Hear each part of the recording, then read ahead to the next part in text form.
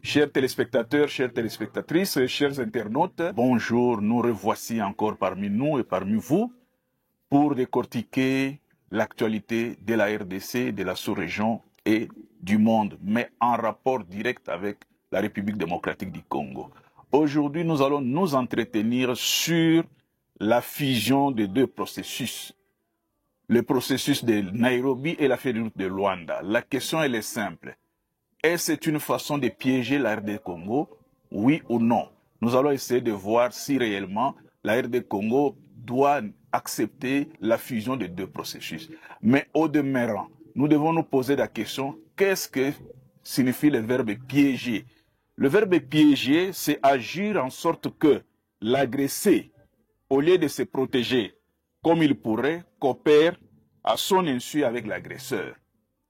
Donc, piéger, dans ce sens, s'applique très bien. La RDC est agressée et en face, il y a des agresseurs. Alors, piéger signifie agir en sorte que la RDC, au lieu de se protéger contre les agresseurs, coopère à son insu avec l'agresseur. C'est-à-dire, l'agresseur met des mécanismes tels que la RDC tombe dans le piège et se réalise à la fin qu'elle est tombée dans le piège. Et comment elle peut tomber dans le piège? C'est en faisant ce qu'il ne doit pas faire. Qu'est-ce qu'il ne doit pas faire? C'est ça ce que nous devons voir. Est-ce qu'il faut fusionner les deux processus ou pas? Parce que si la fusion est une mauvaise chose pour la RDC sera désarmée. Et dans le processus de la relation entre l'agresseur et l'agressé, l'agresseur fait en sorte que l'agressé seulement se courbe à ses désidératas et à ses aléas. Alors, comment la RDC doit se protéger pour ne pas subir la conséquence ou les conséquences de l'agressé? Il y a deux façons.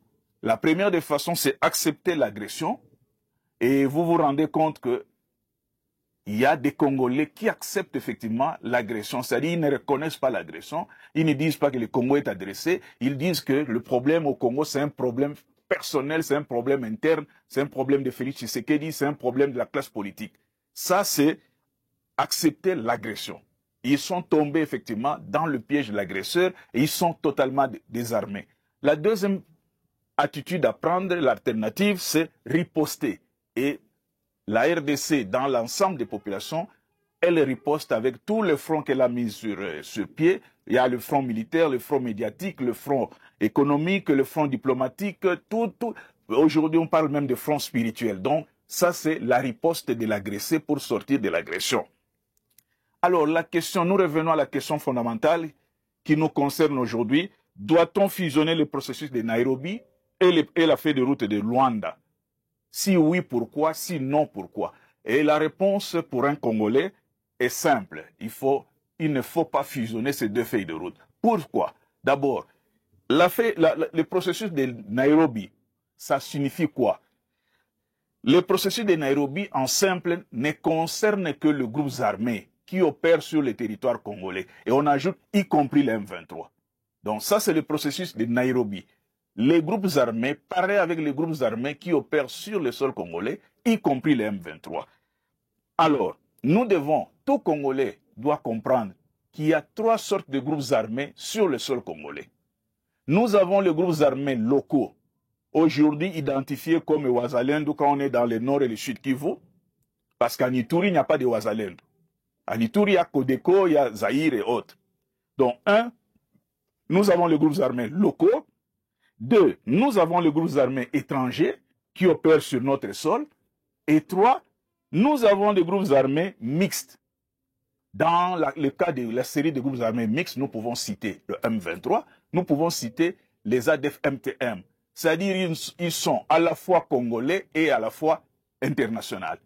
Alors, lorsque nous citons par exemple le M23, dans le processus de brassage et dans le processus de mixage, nous revenons à la formule de Flaubert, Gustave Flaubert, l'écrivain français, qui disait « Je jure de défendre les institutions et au besoin de les combattre ». Ça, c'est effectivement la devise de tous les mixés et brassés. je jure de défendre les institutions, de défendre la nation congolaise, mais et au besoin de les combattre. Donc à la fois, pendant 2 ans, ils peuvent défendre les institutions ou faire semblant de défendre les institutions congolaises, mais après 2 ans à 3 ans ou 4 ans après, ils les combattent. Donc voilà, c'est la devise de Gustave Flaubert, l'écrivain français. Alors, nous avons effectivement ces 3 groupes armés. Est-ce que les 3 groupes armés doivent participer au processus de Nairobi? Nous disons oui. Mais nous avons la feuille de route de Luanda. La communauté internationale, ayant compris l'essence du M23, qui est comme un phénix. Le phénix, c'est l'oiseau qui renaît de ses cendres. Le M23, il a commencé comme... D'ailleurs, aujourd'hui, son armée, c'est l'ARC, l'armée révolutionnaire congolaise, tout en portant les uniformes de FARDC. Ils sont ARC. Donc, c'est un phénix, l'oiseau phénix qui renaît de ses cendres. Alors, dans le processus de Luanda, où il est dit clairement et soutenu totalement par la communauté internationale, l'Union africaine, l'Union européenne, le Conseil de sécurité des Nations Unies et même les Américains, le processus de Luanda concerne 2 États, la République démocratique du Congo et la République rwandaise. Négociation ou dialogue entre le président Félix Tshisekedi et le président Paul Kagame. Dans le processus de Luanda, on parle plus des FDLR du côté rwandais et de la RDF du côté congolais. C'est-à-dire, du côté rwandais, on demande la neutralisation des FDLR et du côté congolais, on demande le retrait de plus de 4000 militaires rwandais sur le sol congolais. Donc, le processus de Luanda parle plus de l'agression et du pillage des ressources minières de la RDC. Et c'est différent avec la feuille de route de Nairobi. Alors, si on fusionne les 2 processus, cela signifie qu'on va finalement positionner en premier lieu les groupes armés qui opèrent sur le sol congolais. Or, nous savons à l'heure qu'il est difficile, parce que la terminologie est quoi? Les FARDC avec les Wazalendo combattent le M23 appuyé par le Rwanda. Donc, comment nous pouvons désolidariser les Wazalendo, qui sont des volontaires de la République, et laisser les FARDC seuls pour entrer dans cette fusion des 2 processus. Donc, il est plus important pour la République démocratique du Congo de privilégier d'abord la feuille de route de Luanda. Si on règle le problème à l'externe, on finira par régler le problème à l'interne. Mais si on règle le problème à l'interne, il est difficile de régler le problème à l'externe parce que le problème de l'externe se décline en 2 mots, agression et pillage. Donc, maintenant, pour comprendre notre position, notre analyse, la RDC doit avoir ce qu'on appelle une réflexion stratégique. En d'autres termes, en langage simple, le plan B. Le plan A, c'est fusionner. Tout le monde dit qu'il faut fusionner, il faut fusionner. Mais quel est le plan B? Pour comprendre le plan B, il faut faire une réflexion stratégique. Mais qu'est-ce que la stratégie? Tout le monde parle de stratégie. C'est quoi? La stratégie, en un mot, c'est un savoir-faire spécialisé qu'on peut utiliser partout. Un savoir-faire spécialisé qu'on peut utiliser partout. Voici la définition simple de la stratégie. Alors, qui parle de la stratégie voit la capacité d'anticiper. L'anticipation. Un stratège doit projeter les faits qui sont autour de lui, le projeter dans le futur pour comprendre comment réagir au moment opportun. Donc, il faut une réflexion au niveau de la République démocratique du Congo en disant, si ça ne marche pas, si nous ne sommes pas d'accord avec la fusion des 2 processus, qu'est-ce que nous devons présenter à la face du monde qui soit crédible et profitable à la RD Congo? Il faut réfléchir, il faut anticiper pour agir correctement en fonction de la situation qui va se présenter. Le plan B. Quel est le plan B de la fusion?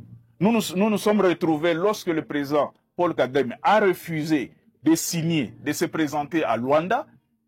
Nous nous sommes retrouvés bloqués et la guerre a commencé. Parce que nous n'avions pas de plan B. La RDC était convaincue que le 15 décembre, les 2 présidents allaient signer et la paix pouvait, au bout de la signature de cet accord, arriver.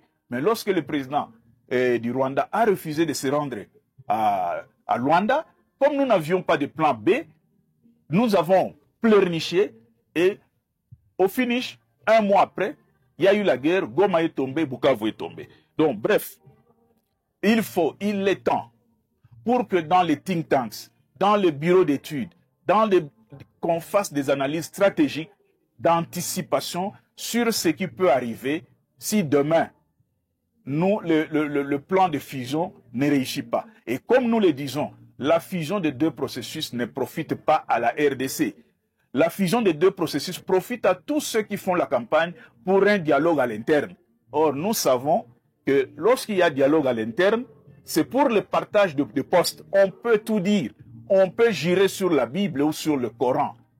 Le dialogue à l'interne finit toujours par le partage de postes, le partage du pouvoir. Nous l'avons vécu à Sun City, nous l'avons vécu à Goma, dans la conférence de Goma, nous l'avons vécu dans le brassage, le mixage, et nous ne résolvons pas le problème de la RDC qui est à la fois interne et externe. Et il faut aussi comprendre que certains experts sur la question congolaise présentent d'abord le problème des communautés ethniques à l'avance, alors qu'il y a instrumentalisation de ces communautés et nous sommes dans une guerre hybride en RD Congo qui a comme soubassement, comme tout le monde le sait, le pillage des ressources naturelles.